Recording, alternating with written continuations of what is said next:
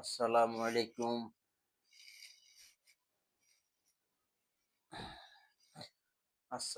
আলাইকুম। প্রিয় বন্ধুরা, সবাই কেমন আছেন? ঘটনা তো ঘটেই গেছে। কেউ খবর পাইছেন? তারেক রহমান দেশে আসবো না। যে ব্যক্তি তার মায়ের এত বড় দুঃসংবাদ পাওয়া সত্ত্বেও দেশে আসতে পারতেছে না, সে পোস্ট করেছে, ফেসবুকে পোস্ট করেছে যে কোনো একটা অজান্ত অজানা শক্তি তাকে ঘায়েল করতেছে। অজানা শক্তি তাকে দেশে না আসার জন্য বাধ্য করতেছে। এখন সে কি ওই অপশক্তির বিরুদ্ধে লড়তে পারবে? এখন নির্বাচন আসার আগে সে দেশে আসবে না। যখন নির্বাচনে একবারে রেড সিগন্যাল পাবে তখন সে দেশে আসবে। রেড সিগন্যাল মানে সে প্রধানমন্ত্রী হবে, দেশের সরকার হবে, এরকম কোনো সিদ্ধান্ত পাইলে সে দেশে আসবে। তো এখন দেশে আসতে হইলে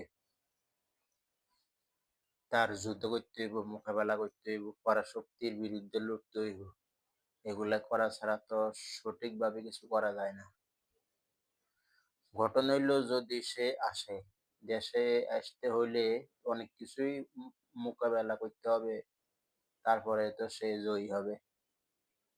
বিরোধী দল আছে, অপশক্তি আছে। এখন সে যদি তাদেরকে মোকাবেলা না করে, সে অপশক্তির কিছু কারণে, অপশক্তির কোনো অপরাধে বা যে কোনো কারণে সে দেশে ঢুকতে না পারে, মোটামুটি স্বৈরাচার চলে যাওয়ার পর বিদেশ থেকে অনেকে দেশে আসছে যারা অতীতে আসতে পারতো না। কিন্তু এমন একজন ব্যক্তি যিনি প্রধানমন্ত্রী পদে প্রতিষ্ঠিত হবে বা প্রধানমন্ত্রী পদ তার জন্য অপেক্ষা করতেছে, সে আজ পর্যন্ত দেশে আসার সাহস করতেছে না। তাহলে জনগণ কিভাবে নিবে? তার যে লক্ষ লক্ষ শুভাকাঙ্ক্ষী আছে, ভোটার আছে, নেতা, কর্মী, তারা কি করব? তাদের মনের আশাটা কিভাবে তারা ব্যক্ত করব? তাদের তো মনের আশা ভেঙে চুরমাচুর, খান খান হয়ে যাব।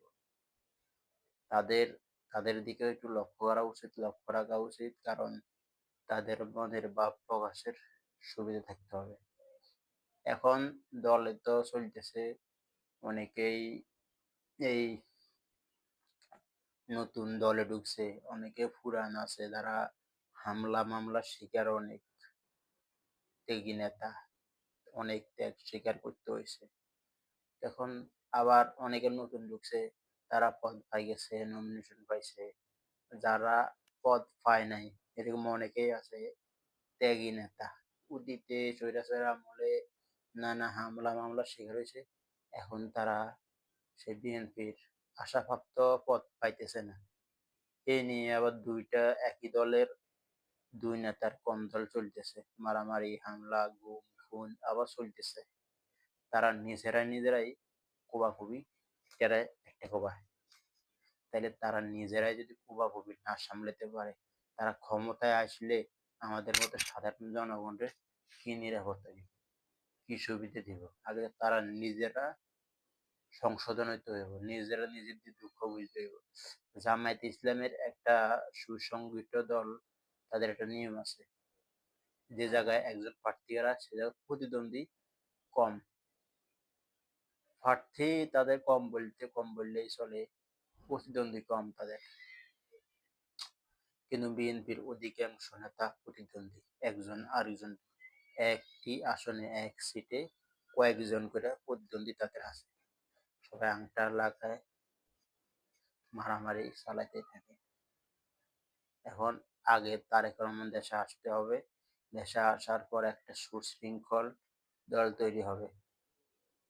তাদের কয়েকটা ভুল, যে বেগম খালেদা যে অসুস্থ, তার ৩টা আসনে তারা সিট দেওয়া হয়েছে। ৩ আসনে নির্বাচনের প্রস্তুতি নেওয়া চলতেছে, যে অসুস্থ মহিলা। আর তারেক রহমান মনে হয়, আমার যত সম্ভব জানা অনুযায়ী, ২টা আসনে নির্বাচন করব। কিন্তু নির্বাচন যে ডিসেম্বরে চাইতেছে, ডিসেম্বরে নির্বাচন হইলে বা ফেব্রুয়ারিতে নির্বাচন হইলে একটা নেতা দেশে আসতে হবে, জায়গাতে উপস্থিত হয়ে তার ২-১ টা সমাবেশ, সমাবেশ অনুষ্ঠান করতে হবে। মানুষের সামনে কিছু বক্তব্য তুলে দিতে হবে। এখন তারেক রহমান যদি কোনো অন্ধকার মানে অন্ধকারে থাকা বা ছোঁড়াগুপ্ত দল বা ছোঁড়াগুপ্তা শক্তিকে অপশক্তির কারণে দেশে না আসতে পারে, তাহলে ভবিষ্যৎ তার পুরাই অন্ধকার। ভবিষ্যতে তার কোনো কিছু করার নাই। তার ব্যাপারে নেতারা বিভিন্ন ধরনের খারাপ মন্তব্য করব, খারাপ বার্তা ছড়াই পড়ব, খারাপ বার্তা পাবে মানুষ। এতে তার সুনাম ক্ষুণ্ণ হবে, ভালো কিছু হবে না। তাই আমরা আশা করি তারেক রহমান তাড়াতাড়ি দেশে আইব। দেশে আইসা সে এগুলা মোকাবেলা করব। তারপরে সুষ্ঠু নির্বাচনের ব্যবস্থা করব। আসসালামু আলাইকুম।